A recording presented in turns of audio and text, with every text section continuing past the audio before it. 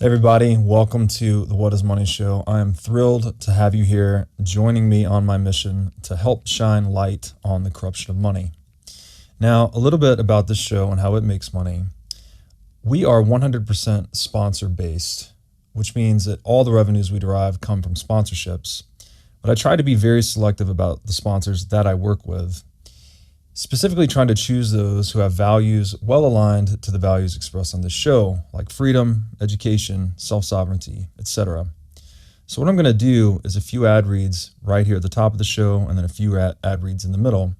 And I hope you won't skip them. I hope you'll take the time, listen, and see what they have to offer, because again, these are hand-selected sponsors. Now I'd like to tell you about our sponsor, Ledn. Ledn lets you do more with your digital assets. For instance, Ledn offers a B2X loan product that lets you leverage your existing Bitcoin to buy even more Bitcoin. Or you can also get traditional Bitcoin collateralized US dollar loans through Ledn as well. Ledn also offers both Bitcoin and USDC denominated savings accounts, letting you generate yield on your digital assets. Recently, Ledn has launched a Bitcoin mortgage product as well that lets you use Bitcoin to buy a home or finance one that you already own. So go to ledn.io, that's Ledn.io today to sign up. We're on with Robert Breedlove, and Robert has been on the podcast before. We were fortunate enough to see Robert in person down in the Bitcoin conference in 2022. Robert, you held kind of like, I don't want to say a private event afterwards, but you had your own event afterwards with Jordan Peterson. That was amazing. That talk in Miami was like, really, really worth it. So thank you for putting that on. And you put out a bunch of great content on your What is Money show.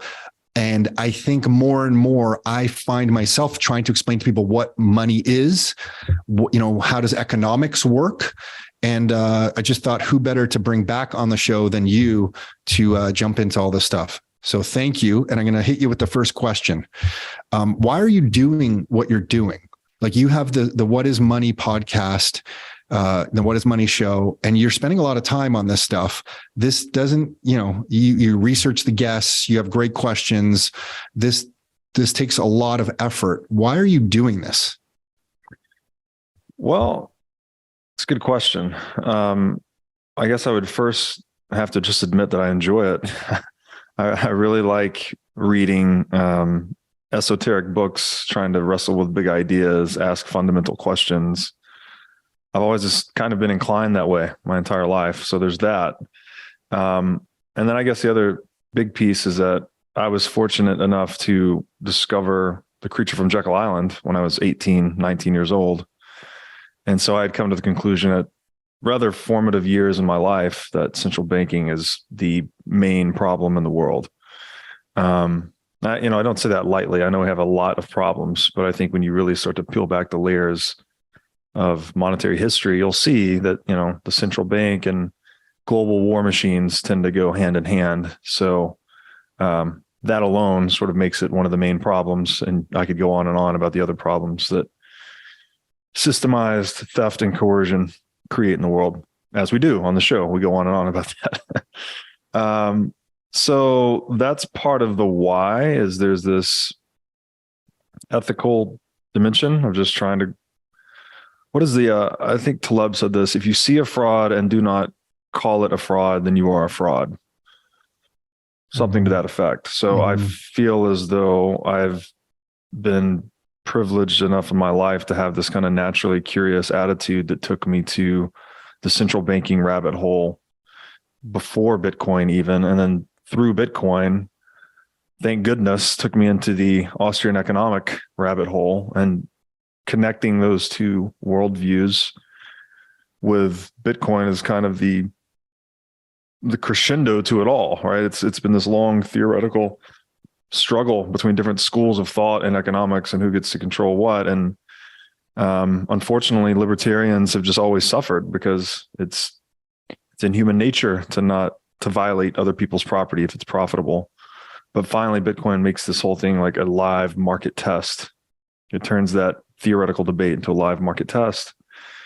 And so to me, it feels like just a once in a lifetime opportunity, right? That this is it's potentially a major transformation. So to be the ability to be a part of something this big is very significant and worth pursuing. Yeah, well said. I feel like once you dive down Bitcoin, I still remember, I wasn't going to ask you this, but I still remember reading that one article. I think you put it on Medium or one of your websites. I think it was it called Bitcoin and the number zero, or Bitcoin and zero? Bitcoin. Number zero in Bitcoin. And I remember reading that. I just never forget. I remember reading it in my backyard. We have a pool in the backyard. I remember reading it, sitting next to the pool and putting that down, thinking, what is this Bitcoin thing?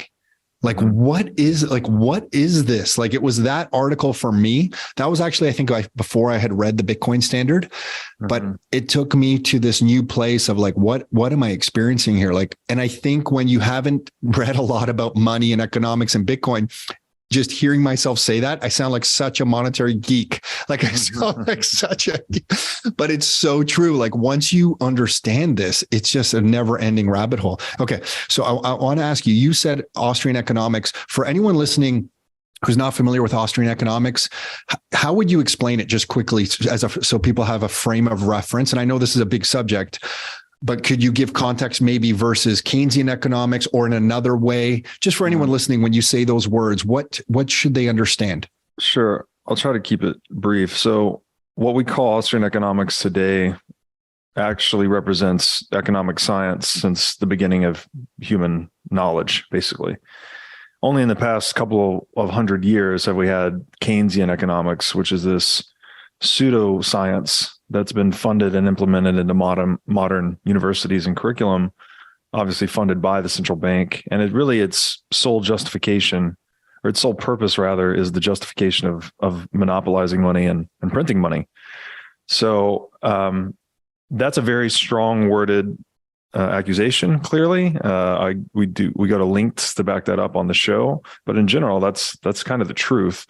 The other thing I could say about it is just from an epistemic standpoint, like the way these two schools of thought evaluate knowledge, Keynesianism is just provably wrong, right? They're looking at economic history and applying different interpretations, typically with mathematical models to make it look very sophisticated and airtight. But the reality is there are no constants in human action, right? So we know that water always freezes at 0 degrees centigrade, but there's no such constant relationship in the sphere of human action. So that the empiricism doesn't work for economics, for economic science. What you need is rationalism. You need axioms, like airtight assumptions, right? Incontrovertible assumptions that you then you deduce theorems from. This is something much more like mathematics rather than something like physics, for instance. So Austrian economics is just more in line with the truth of what economic science is, which is this sphere of social engagement that has no constants within it. So it's a truer science, if you will. And so now with doing all these episodes that you've done, currently, when someone asks you, how would you describe money? Like, what would you say? Like, what is money? My personal latest thinking is like money is information. Like I'm getting information from the money. I feel like my answer is always changing. What is your current? Because sometimes I'll say, oh, okay, it's purchasing power. Money is purchasing power. What's your current definition of money, or working hypothesis, or working theory? Because having listened to you, I know you're exploring this quite deeply. But if someone was to ask you what is money, what would you answer today? I'm not holding you to this. I know it can change. Well, look, it's not change. There's just multiple answers. There are many. I think I have a running document with 50 some odd answers. I've written about several of them, probably upwards of 10 on the blog, writing out different answers and explaining what it means. But I'll run with what you put out there, actually. So you said information.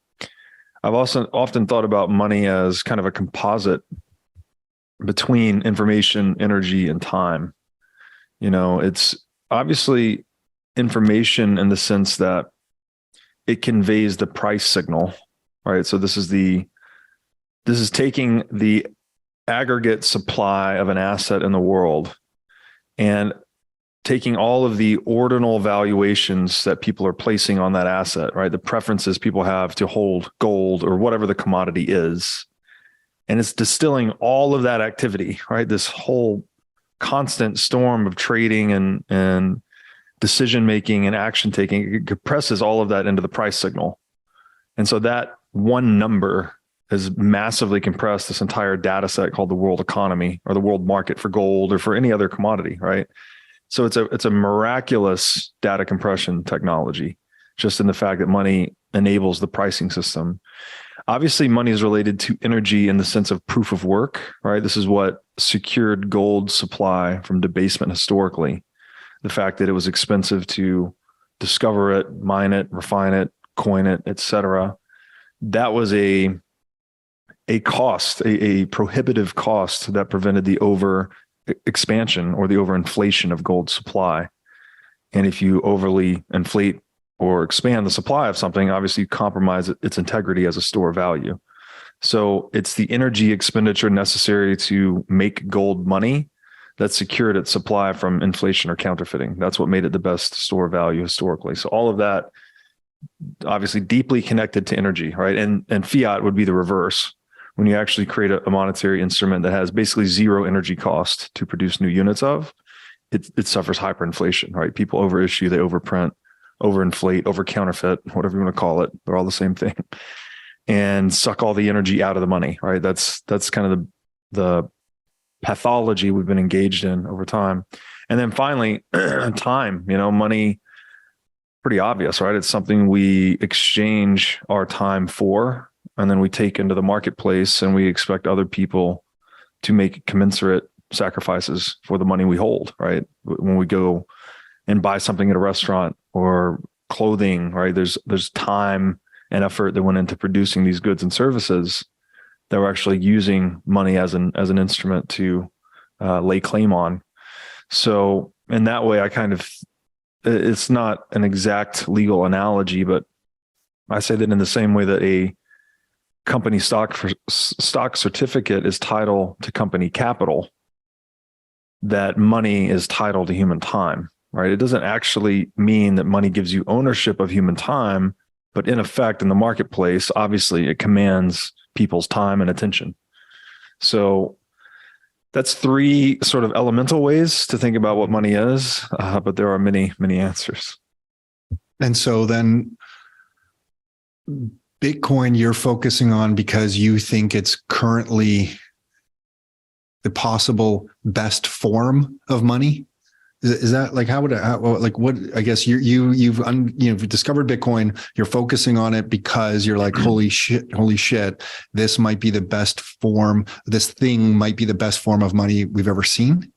Well, in addition to, I think all the answers I gave to your first question about why, I would add that rather, Bitcoin is like the invention of the first pure money, right? You could almost say that we've only had approximations of money until Bitcoin. And what I mean by this is, often commodities are bifurcated into their industrial use value and their monetary use value. So in this way, every asset that's held with the intention of exchanging it in the future rather than consuming it or engaging in production with it, that is technically like a monetary premium. So every asset has some moneyness to it or some monetary premium, but the vast majority of monetary premium tends to aggregate to that one asset that we promote or select as money. And so when you look at gold, right, gold has somewhere in the neighborhood of a $10 trillion market cap, depending on the day. I think the last I looked at this, around 20% of its market cap is for demand for gold as an industrial use metal. So actually putting it in computers, putting it in dentistry, et cetera. And the other $8 trillion of gold's market cap is for demand for gold as a reserve asset, as a store value, frankly, to hold economic value and purchasing power across time. So in that way, you could look at gold and say, well, this analog, I like to call gold analog Bitcoin, actually, instead of calling Bitcoin digital gold. So this analog Bitcoin instrument, it's only like an 80% effective money, right? It's defective to the extent that it's useful in industrial processes. So if it's 20% industrial use in its market cap, that means it's roughly a 20% inefficient money. And so that's just kind of one lens for it. And then when you look at Bitcoin through that same lens, you say, wow, this is the first, Bitcoin's the first in many ways, right? The first fixed supply asset, the first energy buyer of last resort. And it's also, oh no, I lost my train of thought on the. No, that's okay. But you're getting, and maybe it'll come back to you, but what you're describing is so powerful. And I feel like we're going to go through this transition. I'm curious to see how you think this transition is going to go, because if I summarize what I'm hearing from you, and I'm probably not going to do it justice, but if the economy is people acting and interacting with each other, and money sits between those interactions. So like, excuse me if I'm like overgeneralizing here, but if the economy is, people doing things, trading things back and forth, that's the real value of the economy, what we're all doing, how we're assigning value to what we're doing. And the thing that sits between us is the money. Mm-hmm. And the best form of money can't be cheated, can't be stolen, can't be inflated, can't be, manipulated. And Bitcoin seems to serve that purpose very well. And so here's where I'm like, holy shit, like Bitcoin does serve the purpose of money better than anything, maybe we've seen. Yes. What does this transition look like? Because I feel like humans naturally gravitate to the best form of money. Mm-hmm. Like, I just feel like that's throughout history, humans are going to gravitate to this, whether we're early or not. Can debate. But when I see things like the impervious browser, and I know you've been talking about the impervious browser come out, when I see things like, I don't know how to pronounce it even, Nostra with that Damus browser, I'm probably butchering these names. I apologize. When I see the Fountain app, I'm like, holy smokes. Like, there are now applications globally where you and I can be on a chat. I'm sending you money. You're sending me money. This transition from nation states around the world controlling what they think their money is or their currency is to this Bitcoin thing, it is going to happen, and it might be happening faster than I initially thought. What do you think that transition is going to look like over the next 10 years? Let's just focus on that. Like, it to me, whenever I talk about this, it's going to be rocky. Mm-hmm. Like, it's going to be pretty rocky. Well, to complete the train of thought that I lost earlier, the other thing that Bitcoin is a first is that it is the first pure money, right? As that was kind of the original point we're on, is the first asset where 100% of its market cap is monetary premium. So that it's hard to say, it's easy to say that in words, but it's hard to understand how impactful that promises to be. You could almost consider Bitcoin in that way, like the invention of pure money or something like that. Another way to say this is it's the strongest form of property we've ever had, right? That you can now have exclusive power and control over an asset in a way that was never before possible in terms of basically every dimension of ownership, right? How you secure it, where you secure it, how you move it, anonymity, et cetera, et cetera. So, so there's that, right? There's this, mega, like once in a 500 year or more innovation, right? It's very disruptive. And I think the question then it becomes, like your question is essentially like, what happens, right? What's the transformation? What are the implications? And I've written about this some. I'll plan to write more about it. A lot of this, my thinking on this is based on the book, The Sovereign Individual. Mm-hmm. Once you take away that much revenue from the nation state, it just forces it to become a more accountable organization to the preferences of citizens. Another way of saying that is, when you have a fiat currency printing press in the heart of your operation, and you can always just print more money to paper over whatever loss producing activity you're engaged in, then it really disconnects you from reality, right? You're a monopolist, right? You don't care what your customers think because they have no other choice. And so we have, at least in the West, we pride ourselves on free market principles, yet here we have at the heart of every modern economy, this anti-free market, anti-capitalist institution called the central bank that is just systematically violating people's property. It's like a wealth vacuum, right, in the middle of every modern economy that's effectively a central planner's dream, right? You can't operate a central plan really without a central bank, or said differently, central banking is the central planning of money. Money is the most important market in the world. If we don't tolerate central planning on principle in any other market in the world, then why in the fuck do we tolerate it in the market for money? So the transformation is difficult. You say you intuit rocky. I am very optimistic about the bright orange future. Like when we actually do, Bitcoin becomes dominant. It's just this global disincentive to coercion and violence. It's an incentive to monetize stranded assets, produce cheap renewable energy, et cetera, et cetera. There's all these second, third order effects Bitcoin promises to usher in, but the middle ground, right? The between now and then is hard to understand what it will look like.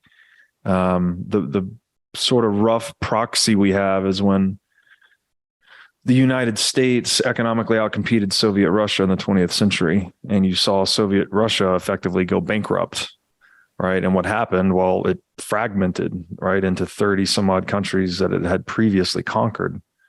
So this organization called the USSR just sort of shattered because the economic binding was, it's basically, its losses were forced, right? The US was out competing it. I think the numbers I heard were because Soviet Russia was trying to central plan the entire economy. By the end or near the end of the Soviet Union, it was a diseconomy. It wasn't even an economy. Like, 100 trillion, I'm making up a number here, $100 billion in assets go in, $33 billion in assets come out. Like it's a diseconomy at some point. So, and that's thank God for that, by the way. Thank God that central planning is self-destructive or self-annihilating. Otherwise, we might be really forced to live with it for a long time. But fortunately, these demagogic fantasies, when they are attempted to be implemented into real life, they fail because central planning doesn't work. So maybe we see some of that. Maybe we see some consolidation in international currencies. I think we could see a lot more hyperinflations, a lot more situations like Lebanon, bail-ins, bail-outs, more exotic financial wizardry and systemized theft, more capital controls, all of these things. But you would possibly see nation states start to fail, start to go bankrupt. And I think in that world, you see more consolidation into fewer currencies. So probably the dollar, and then probably something in the East, right? Rubles, Chinese, yuan, yen, whatever their currency's called. That's interesting the way you bring it up. I never thought about that. Like kind of like just the fall of the Soviet Union. It just happened like, when that wall came down, I don't even know. I can't even remember the year. Maybe it was 1980. I think it was 1989. I was old enough I should know the exact year, but it did almost feel like an overnight thing. But it was like brewing. The last 10 years, things were really going sideways. And then boom, the wall comes down. So yeah, I never really thought about it like that. And You're right. I'm glad you bring up that example, just to briefly comment on that. That wall was erected to keep people from escaping the centrally planned side, right? Exactly. Yeah. People wanted to run to capitalism where you could trade and have freedom and it feels like, create wealth and flourish, basically. That's why the wall was erected. And have property rights. Yes, have property rights. That's right. Individualized private property versus socialized property. Socialized property. That's interesting. What did Aristotle say? When everybody owns everything, nobody takes care of anything. There's no degree of reward or responsibility in a socialized property system. It's not property. It's just bullshit. The state owns everything and they tyrannize everyone. And that's antithetical, obviously, to the free market capitalist system where we have individualized private property rights. Yeah. So that to me helps me kind of picture how this can kind of happen. It's like there can be distortions, there can be people pushing back, governments pushing back, like you're kind of alluding to, but then one day it's just kind of like, boom, the beast has been starved. The revenues drop so much that other people come into power that have to kind of change the way things are. And it's just like a force of nature makes the change. And I feel, again, like when I talk about this stuff, I feel like, especially with my friends, Robert, like I know I sound crazy, but I'm like, this feels like it's going to happen. And I want more and more people to know. And that's why I appreciate, your work and that kind of stuff. But, it just feels like such a big deal to me that I stand in awe of this thing. And I know when I say that, how ridiculous, I keep saying it, but I understand. Yeah. Like I just stand in awe. I was going to ask you about the Lightning Network, but I'm going to skip over that for 1 second. You have a series with Jason Lowery that I really found mind blowing. When I say the Jason Lowery series to you, so anyone listening, Robert interviewed Jason Lowery. I feel like it was several episodes. I don't know. I just kept listening. Maybe it was one long. Yeah, was it? Okay. I just kept listening and listening. And for anyone who hasn't listened to that series, could you share maybe one of your biggest takeaways from that particular series that just stuck with you? I know, and I know that was a big one. But just what comes to mind when I say his name in that discussion? Well, Jason's a brilliant guy, and I had been thinking along similar lines. Actually, I kept hearing Jordan Peterson use. He was saying that the postmodernist perspective on social institutions is that they were all about power, and so he was critiquing this idea of power. And I was bothered by the ambivalence of that term, right? Because power, we often use it in a negative connotation. I think people typically I think what Jordan means in that setting is, or in that context rather, is that he means authority, right? This is one individual having power over other individuals, like in terms of telling them what to do, typically by threat of force. So that's one definition of power. But there is another very equally, if not more important definition, and that is energy per unit time, right? It's just watts. And so Lowery does a brilliant job of explaining what he calls it the power projection game, right? It's effectively the entire teleological history of evolution itself is this Darwinian theater of combat where organisms are trying to outcompete one another in terms of projecting greater amounts of power to drive evolution itself. And,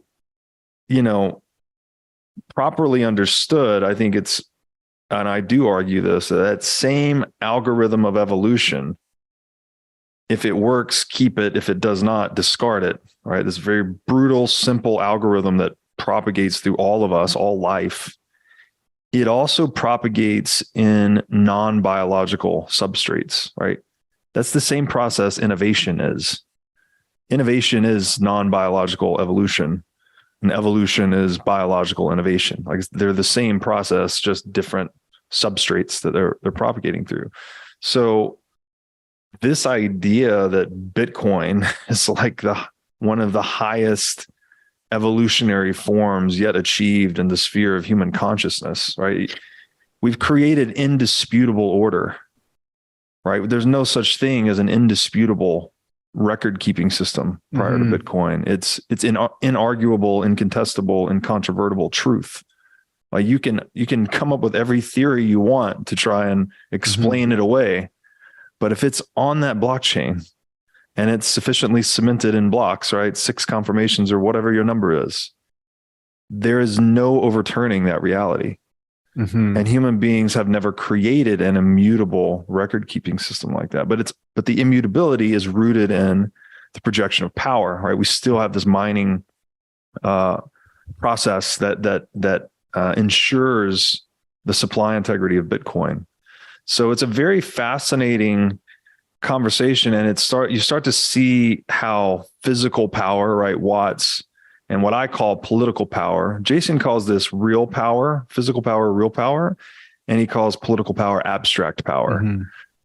You see how they interact with one another, And it's just a brilliant conversation that helps you get to the essence of what Bitcoin is. And I think see through some illusions as well. Like once you start to understand this political power game is all in the human imagination, that was quite eye-opening for me as well. Yeah. And what that series helped for me is I never thought about physical power being connected to the digital realm before, and how Bitcoin was using proof of work to have physical power in the form, we talk about it as proof of work or miners and mining and electricity and all this stuff. And I had kind of talked about it in that regard, but I had never spoken about it like, wow, like there's this digital truth that is true because it's immutable, part of the reason it's immutable is because it's connected to this physical power in the physical world. That's right. And now the only way it can be immutable, by the way. Yes, thank you. Yeah. The only way. And it just, maybe it's a bit of my tech background. I used to work at Oracle, and databases, and people would always try to hack into databases. And the only real protection that you would have is how imaginative you can get on different passwords or different kind of security loops that people would have to jump through different networks and kind of get through to one network and the other, but it was all in the digital space. And when he said it that way, I thought, oh my gosh, like if somebody was to try to hack a database that I was controlling, and one of the APIs or one of the programmatic things that I could enforce was, in order to enter this database, not only do you have to have the right password, but you have to show me 10 million sats or, the $100 million equivalent of US dollar equivalent of Bitcoin. Mm-hmm. And when you connect that to the digital world, you're essentially saying you can't hack into this digital realm without showing me some physical power that you have. You either have to buy that Bitcoin or mine it. And you're combining this in the digital space. It was just, for me, Robert, it was like completely just mind blowing. Yes. Because I've never married it before. And the abstract power that you guys were talking about is just that. It's like there's politicians or universities or anyone who gives themselves a title is like, hey, I'm an authority because I have this title. Whereas what Bitcoin's doing, it's using power to say, here's this ledger, here's the truth. Robert owns this much of it. I own this much. And there's nothing anyone can do about it unless you project some power as well to get some for yourself. And we're touching on a lot of topics. I'm trying to summarize it kind of quickly.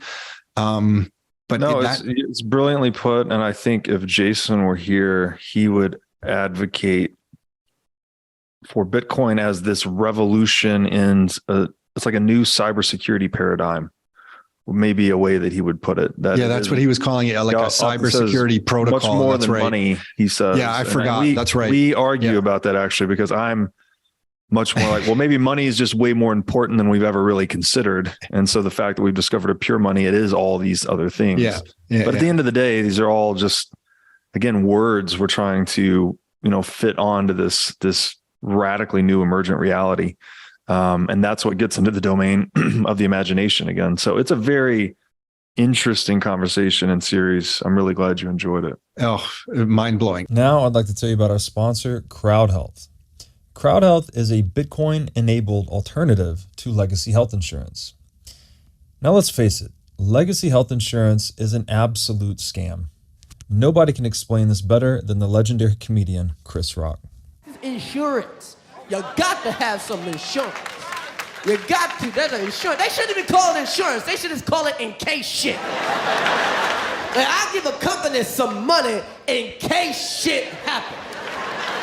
Now, if shit don't happen, shouldn't I get my money back?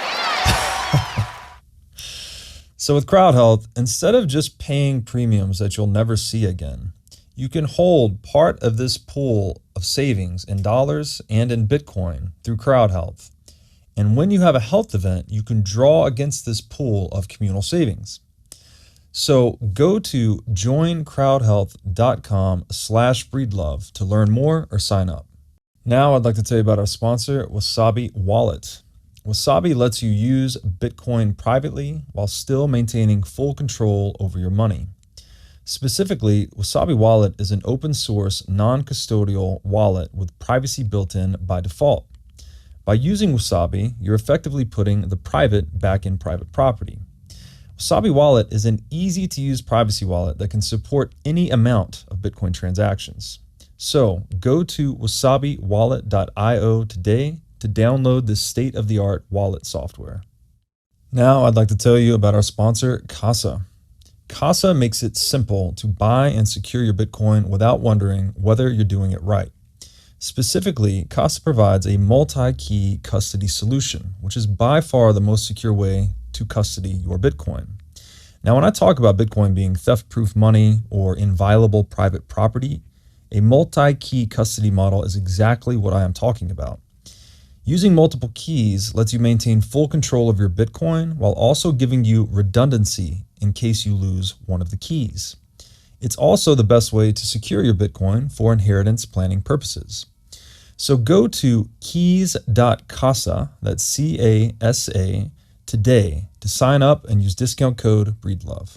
Okay, so I have something for you then. I think a lot of people are making US dollar price predictions on Bitcoin right now, which over time have become less and less important to me. It's funny because when I first went into Bitcoin, like the price of it was like, oh, like what's this thing? And, number go up and all this stuff. And lately it's like, no, this is like a form of property that like, I just feel like it's like, fuck you. I'm going to own this, get out of my life and leave me alone. Like that's where and I don't care about your US dollar price of it. Mm-hmm.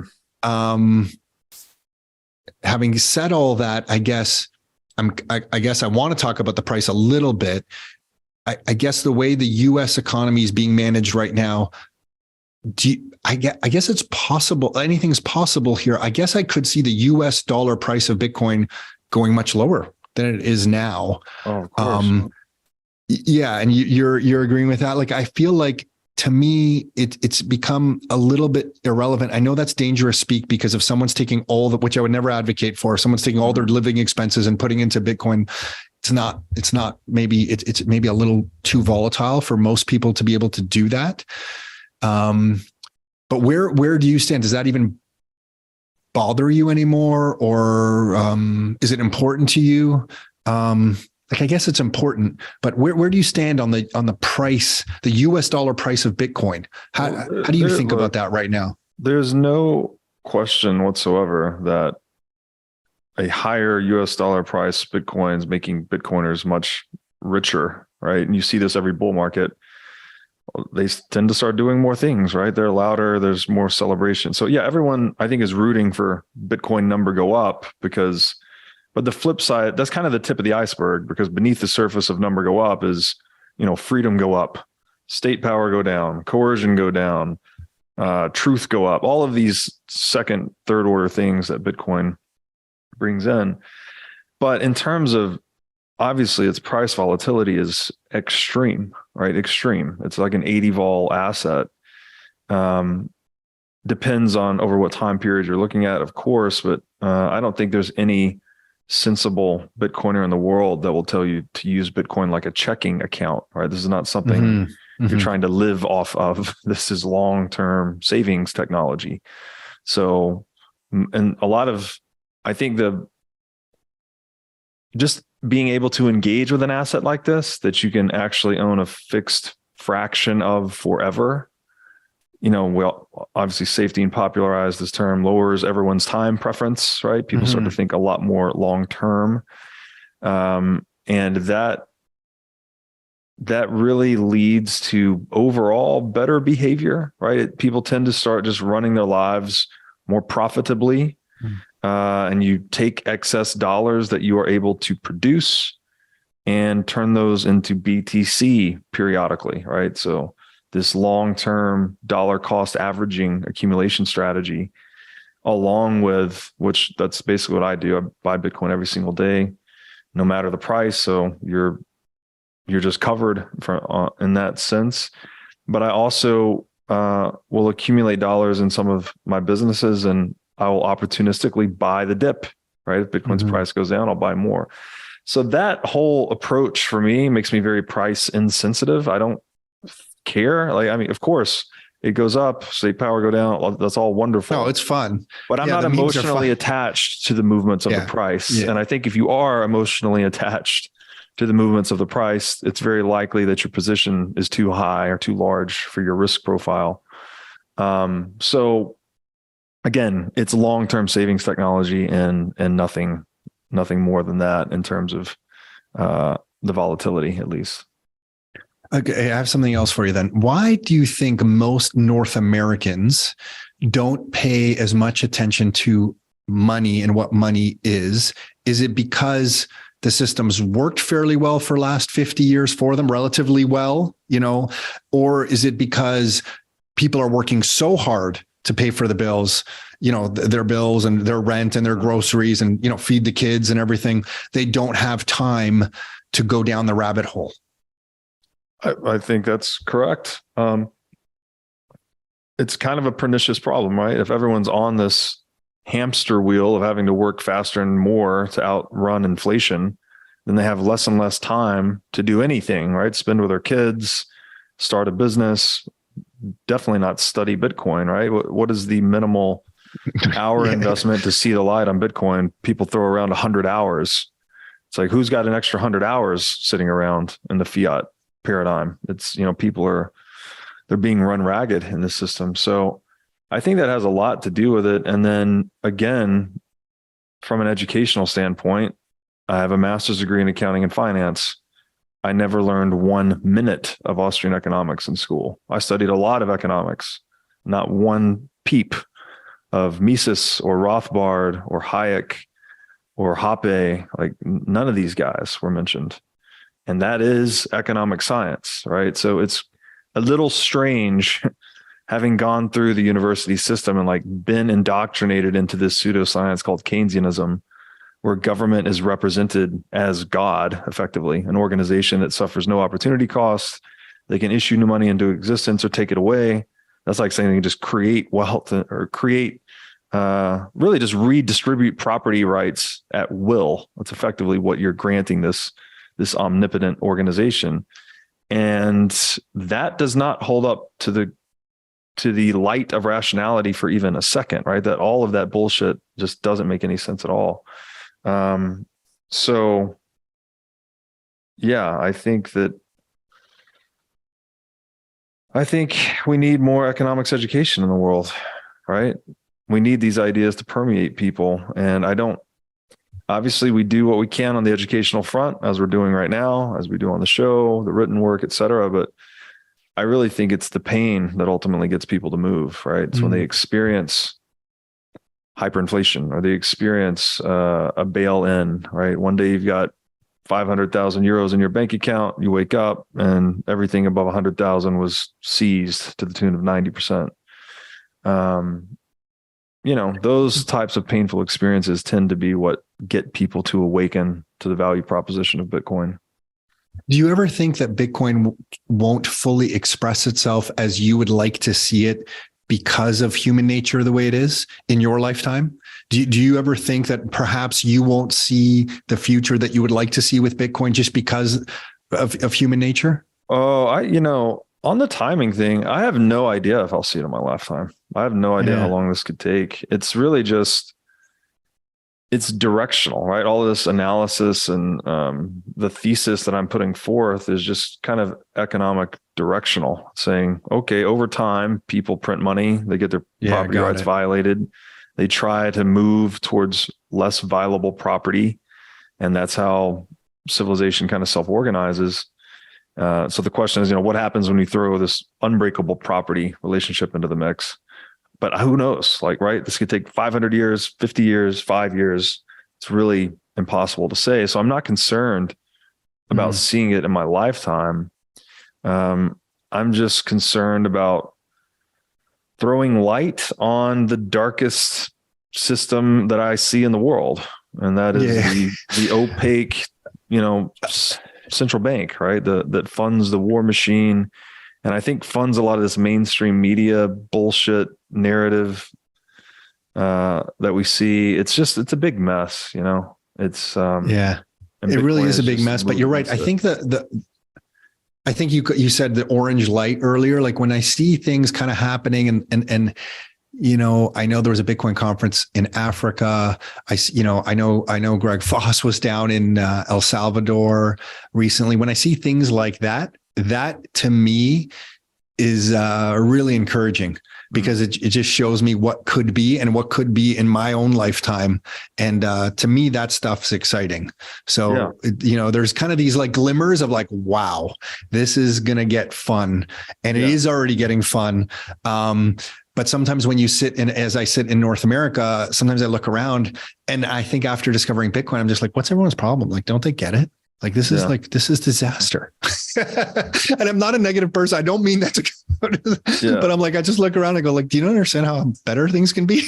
Yeah, no, Bitcoin. Yeah. It'll do that to you. And that can make you a bit of a social pariah in a way. Yeah, totally.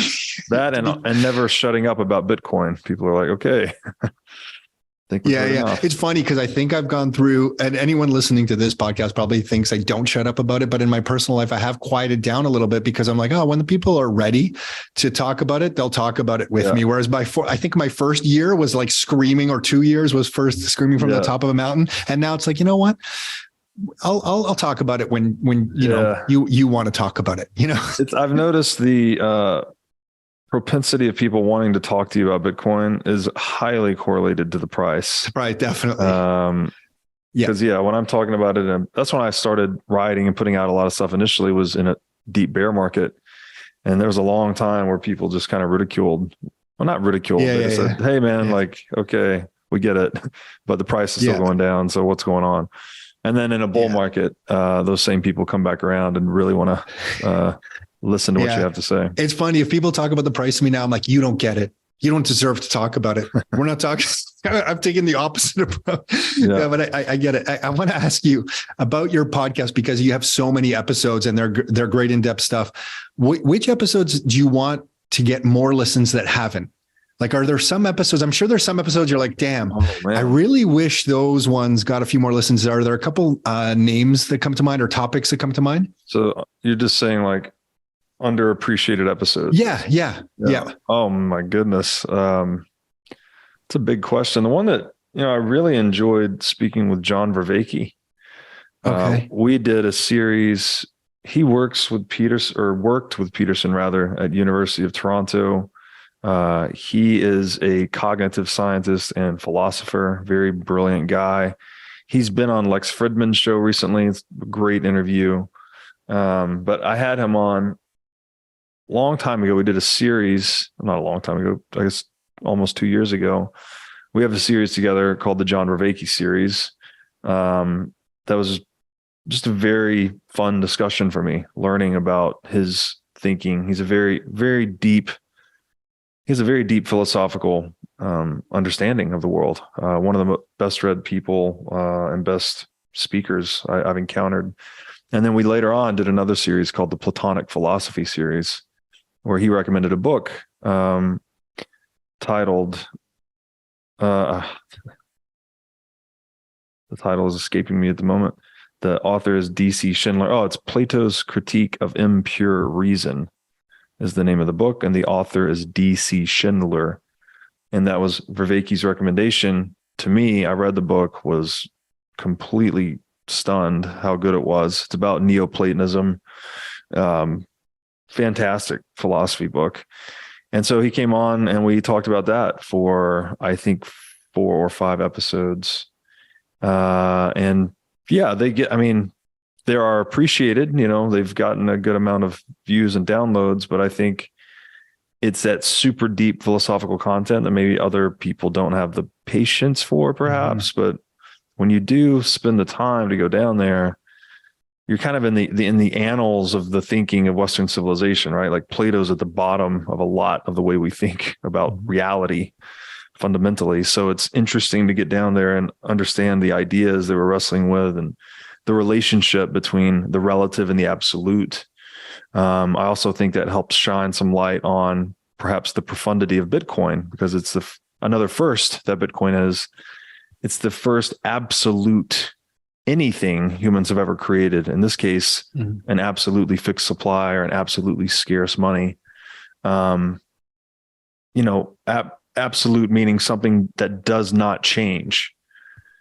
Humans have never been able to create, again, the number 0, as you mentioned earlier, I think is a close parallel right? In a mathematical system, 0 is that which does not change. And it obviously is very profound to the development of mathematics.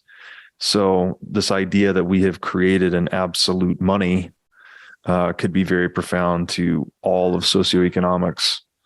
And talking about Plato with John Vervaeke just really helps shine some light on the nature of the absolute and how profound it is. So, do you have conscious principles that you live by? And if you do, how did you come to those? I'll give you an example just because I'm kind of throwing you some curveballs here. So for me, I have kind of these 3 principles, like always do the right thing, treat other people as you would treat yourself, and give 110%, like those. And in business, those have always really worked well for myself in life. It's like when Nick, my brother, and I started this business together, when we don't want to do something, but we know it's the right thing to do, we always just do it, even though doing that thing might suck. It just makes life super, super easy. And those 3 principles, which I picked up from like a coach, I think of Notre Dame football, listening to something at like a sales conference. Yeah. And I said, those are the 3 principles I want to live by. Do you have principles that you kind of live by that you refer to every once in a while? You seem like you're such a deep thinker. I'm just curious. Yeah. I sat down to try and formulate this thinking several years ago, probably 6 years ago, I think, when I first started one of my businesses. And for me, after meditating on it for some time, I crystallized it down into freedom, growth, and responsibility. So freedom is something that it's like an evolving relationship I've had. When I'm a younger man, I always thought I was just doing whatever I want. But now my view of freedom is more like something like submission to the truth, that when your actions are ordered to what is true, that you are actually free. And you can also look at freedom as something like the number of options available to you, something in a more pragmatic sense of freedom, and would be the optionality space available to an individual, right? And so I think the process of innovation itself, we're actually expanding that option space. So someone living before the Industrial Revolution, for instance, didn't have the option of flying from New York to LA, right? It did not exist. It wasn't a technological reality. But through free trade and capitalism, we've expanded that option space where now you and I enjoy that option. We can fly pretty much anywhere in the world. So I very much value freedom, like in terms of trying to create it in my own life. I want to maximize the number of options available to me. I want to submit myself to the truth as best that I can. That has a lot of meanings to me. More recently, it's been like trying to model myself after Christ, or to be a disciple of Christ, which for me is submitting to the truth of selfless love, which is agape, which is core to the Christian teaching. And I think agape is a very deep truth, actually, because no human reaches adulthood without receiving selfless love from at least one other person, right? We're literally biologically encoded that way. We made a trade-off where for larger cognitive development, we're born earlier and more feeble. Whereas you see a lot of, like if a horse is born, right? You'll see the baby horse stand up and start to walk, right? Almost instantly. So they've made different trade-offs than humans. And so because we've made that trade-off, we actually require agape. Like it's a necessary reality for us to nurture infants into adults. Right. And so anyways, that's like one way I've looked at trying to just submit myself to the truth and be free and support free and open inquiry in markets. These are the things that discover new innovations and expand the option space. So it's like freedom's a crazy one, right? It touches, I guess it should be that way. It touches a lot of things. Growth, I guess, is a little more straightforward. It's just trying, we're always spiraling up or spiraling down pretty much. Like we're all complex systems that are forever in dynamic movement, right? We're always changing all the time. And if you don't steer that, like I know when in my past, when I've been aimless, kind of like pre-Bitcoin. It was just fiat, like dollar chasing, finance bro or whatever. I was very aimless. And so that without that upward aim, my spiral up became just a spiral down. Like things about my life, I just wasn't enjoying them. There's just like problems, right? I don't know how else to describe it. Like if you're not aimed at something good and improving yourself, you'll just drift in your life. And your life can just kind of actually experience less meaning, I guess would be the best way to put it. You experience less meaning when your aim is not set, and you'll start to spiral downward. So growth, just constantly trying to orient myself towards growth, whatever that means in any particular performative dimension, right? If I'm trying to have better control of my emotions, maybe I'm trying to read and learn more. I'm trying to expand and grow my business. I'm trying to expand downloads. I want to refine my message, how I deliver it.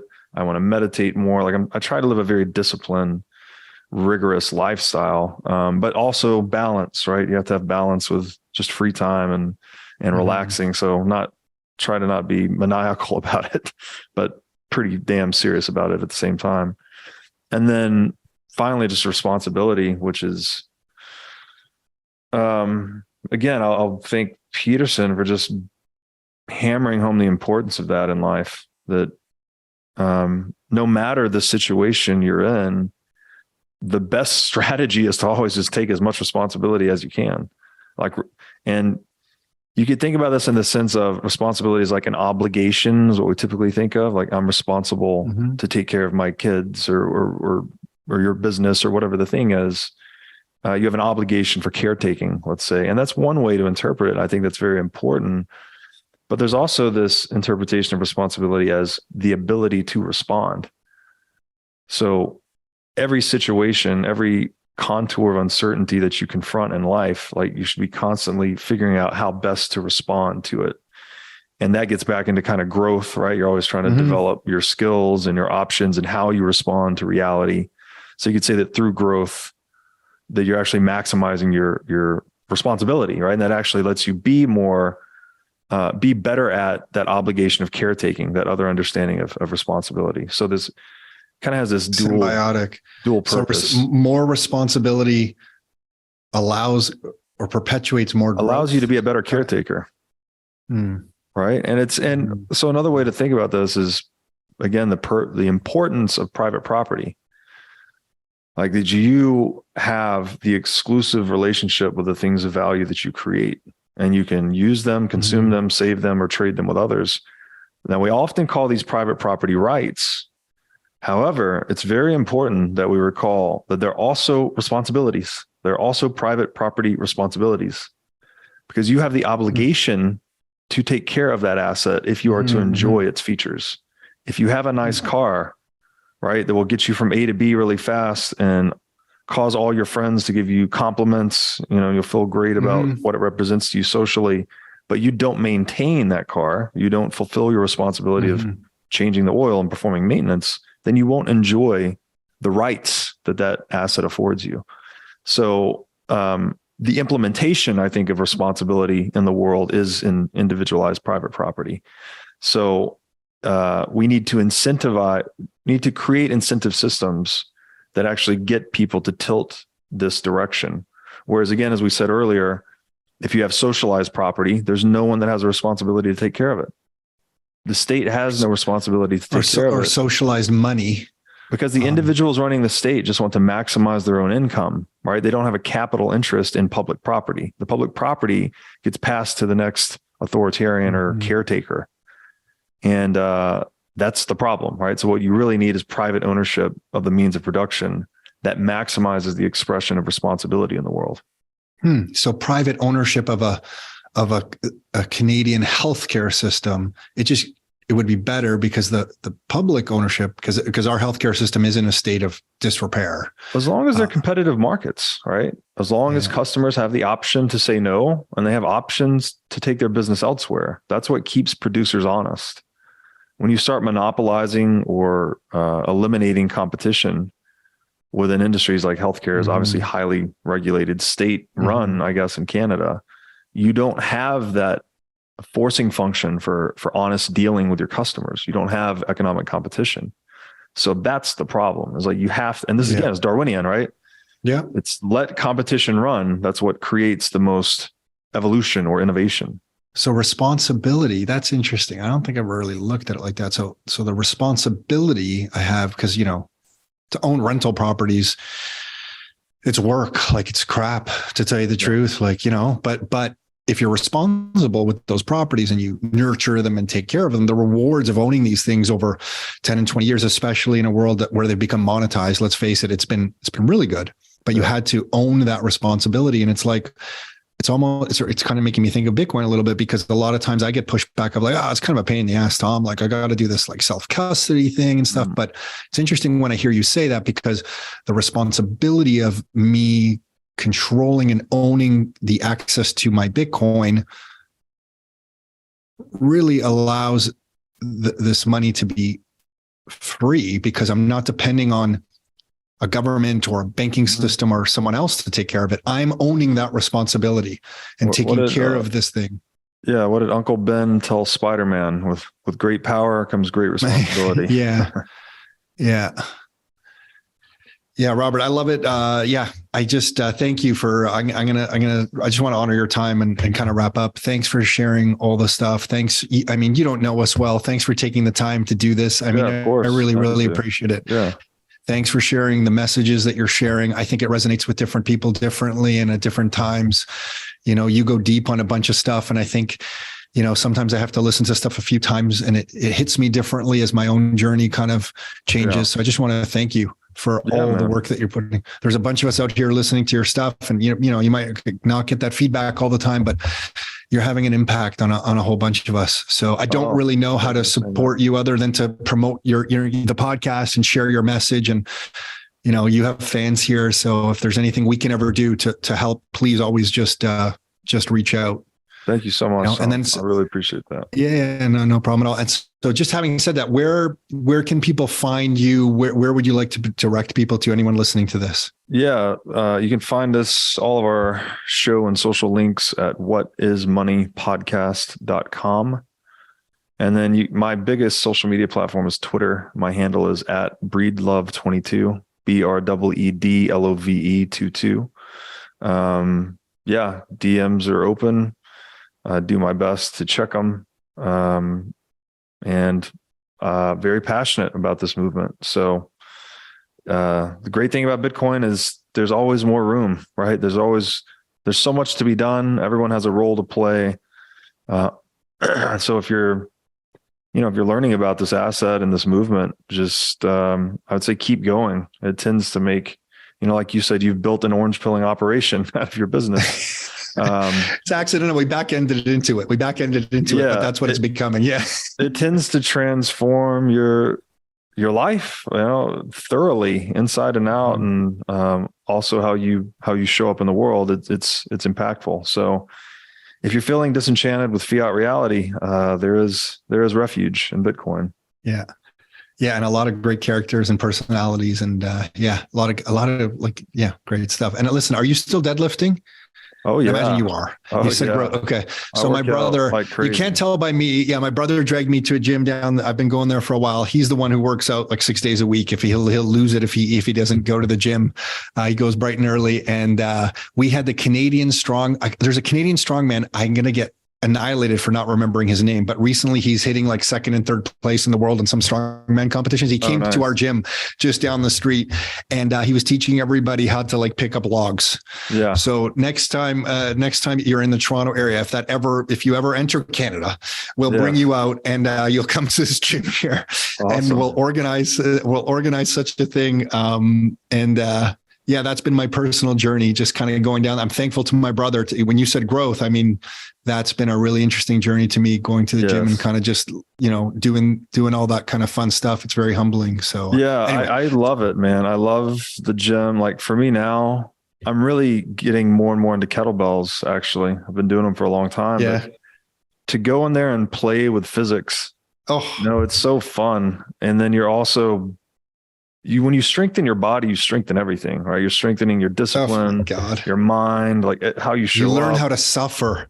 You learn how to suffer. And I love it when I'm about to quit and there's, you keep going on a lift, or the gym we go to, it's like, there's power lifters in there, there's CrossFitters in there, there's everybody doing everything in there.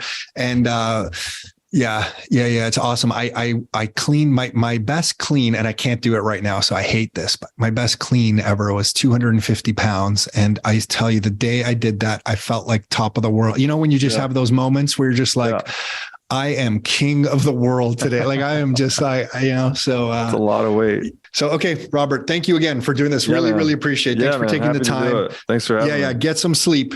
Get some sleep. I will do that. Yeah, get some rest. Yeah. Thank you, Robert. Thank you. All right, man.